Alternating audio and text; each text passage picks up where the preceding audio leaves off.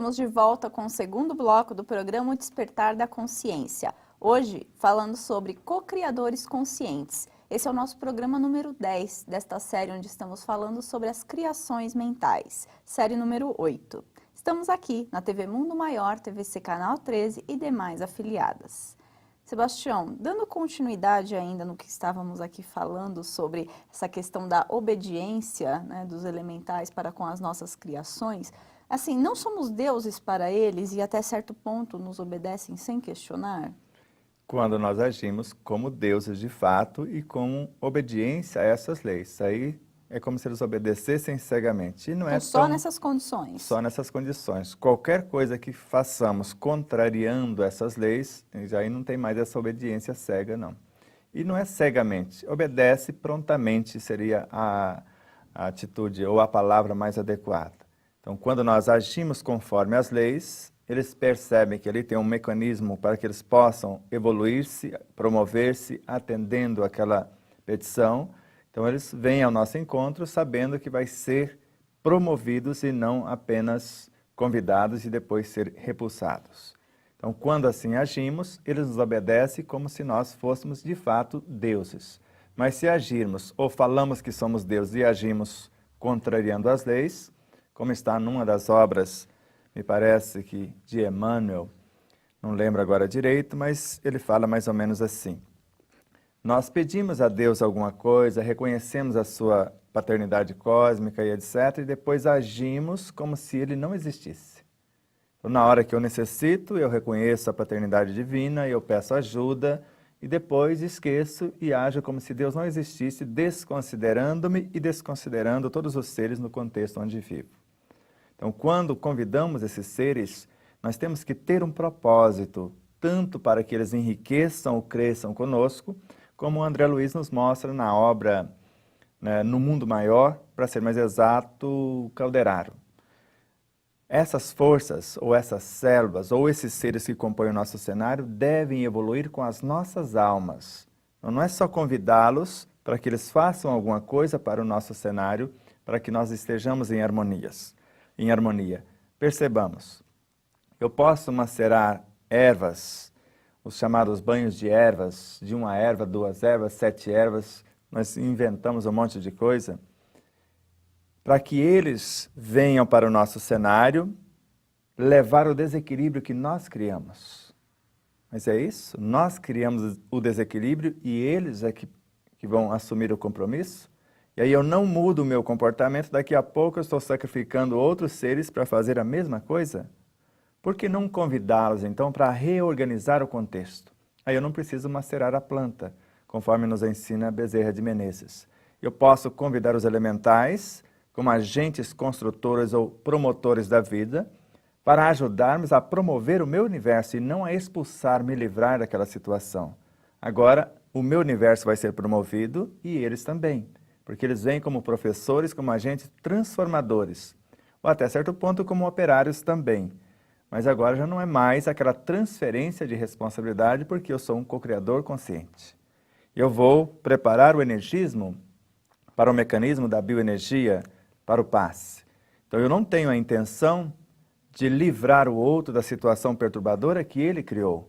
A minha intenção como passista, como agente dessa energia, como condutor dessa energia, porque eu vou convidá-los, vou gravar neles as minhas virtudes, quer dizer, vou orientá-los, e vou transferi-los para esses outros universos para que eles possam promovê-los ou levar diretrizes para que esses universos se promovam e não apenas para assumir o trabalho da erva que foi lá ou das ervas que foram lá e tirar o desequilíbrio para que o outro desequilibre-se outra vez. E como eles então tiram esse desequilíbrio se na verdade não está sendo conforme essa harmonia?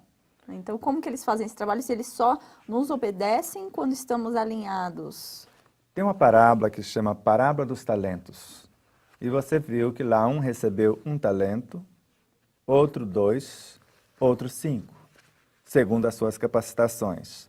O que tinha 5, trabalhou e transformou em 10.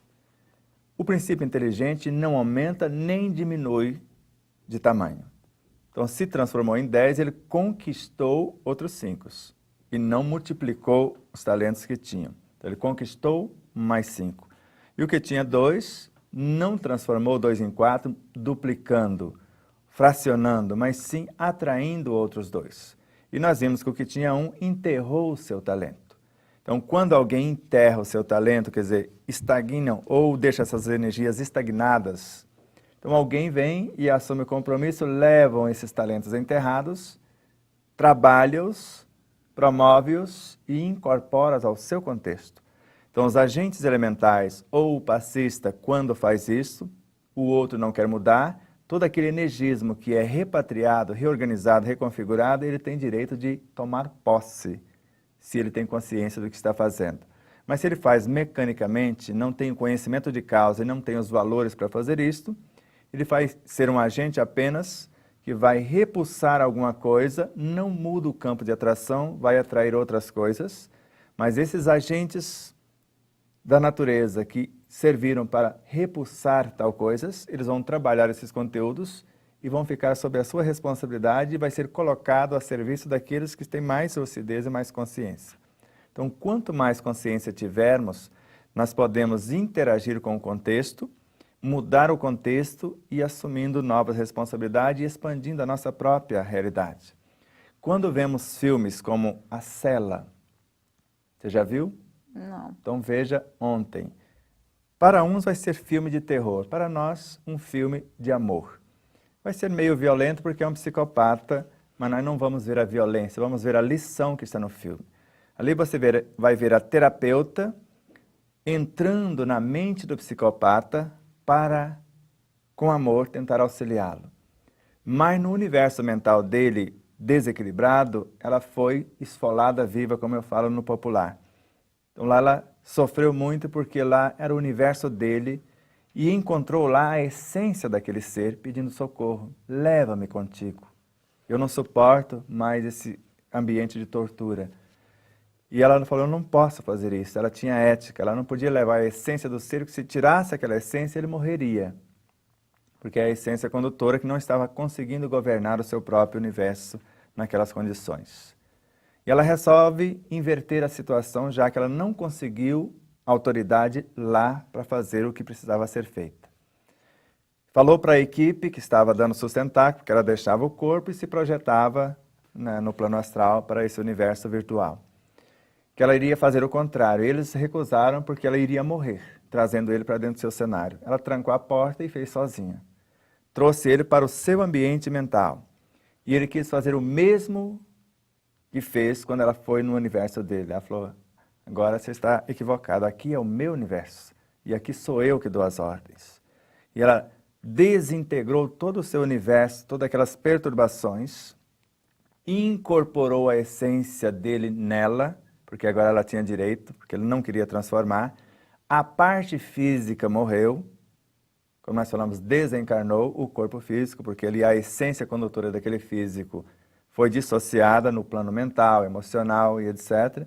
A essência que seria o eu interior para aquela realidade, a alma encarnada, a consciência da personalidade foi incorporada, tanto que após incorporar, a primeira coisa que ela quis ver foi o corpo físico. Porque agora aquela essência queria ver o restante do que ela estava gerenciando. E entender por que esse ser, porque a partir dali eram 2 seres numa só realidade. Ela estava trabalhando aquela essência, com certeza iria repatriar gradativamente, porque parte já fora feito, para que no universo fosse 2 formando uma só realidade. Nesse exemplo que você está dando do filme, é como se esse adentrar o universo, de alguma forma, essas parcerias que os elementais fazem também conosco? Exatamente. Por isso que tem pessoas que você aplica o passe, ela fala, eu fiquei novinha, fiquei flutuando. E não percebe que um universo de vida saiu do universo dela e foi para o universo de quem estava fazendo a terapêutica, ou foi repatriado para outro cenário, se for o caso. Mas se ela não muda, volta a acontecer as mesmas coisas. Mas para quem tem consciência disso, se o talento está enterrado, ele incorpora nos seus talentos, já que está administrando bem, e vai expandindo cada vez mais. Mas se ele não orientar o outro para que o outro saia na estagnação, dessa ignorância, ele é conivente com a situação e aí não é legal. Então, quando eu faço isso e oriento o outro, a depender de como ele se modifica, depois eu posso devolver a ele o próprio talento. Mas se ele não mudar, o talento às vezes fica para quem promoveu. No caso, você deu exemplo também de passes, né, os passistas, de alguma forma. Tem também alguma outra situação onde esses talentos podem ser incorporados a outro quando não está sendo utilizado, mesmo que não seja utilizada a terapêutica dos passes ou qualquer outra forma? Às vezes, numa conversa, isso já pode acontecer? Numa conversa, num abraço, na confecção de um alimento, infinitas realidades. Em qualquer situação, desde o mais discreto pensamento que é expressado, a mais elevada atitude, isso já ocorre. Se eu estou confeccionando um alimento e percebo por antecipação, eu como consciência lúcida, que aqueles seres que vão se servir deste alimento, na hora vai estar com o celular ligado, vai estar passando mensagem, não vai estar ali. Então todos aqueles elementos nobres na confecção do alimento ficam no meu universo. Ou vai sendo direcionado para outros universos que estão na mesma frequência, mesmo não estando ali fisicamente para assimilá-los. E para aqueles seres que não vão realmente assimilar de fato a energia mais nobre, eles vão ficar com o mais denso segundo a frequência que estão emitindo no pensar, no sentir, no falar, no agir.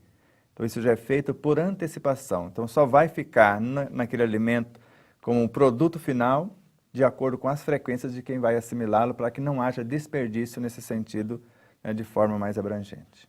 Então, aquele que não está desperto, que está mais na negligência, então ele acaba se prejudicando nesse sentido. A cada um conforme as obras, ou a cada um conforme a sua frequência. Então o ditado, diga-me quem és que eu te direi com quem andas, pode ser invertido. Diga-me com quem andas que eu te direi quem és, pode ser invertido. Diga-me quem és, como se comporta que eu te direi com quem andas, ou quem merece estar no seu cenário, ou quem você vai assimilar através dessas frequências. Ok, no próximo bloco vou pedir para você destrinchar um pouco mais então esta frase. E você que está aí acompanhando o nosso programa, se você quiser ser um co-criador consciente dentro de uma causa nobre, é só você ligar para 0800 12 18 38 e associar-se ao Clube Amigos da Boa Nova. Você também terá muitas vantagens fazendo parte deste grande clube, desta grande obra. Agora nós estamos indo para um intervalo e aguardamos você. Até já!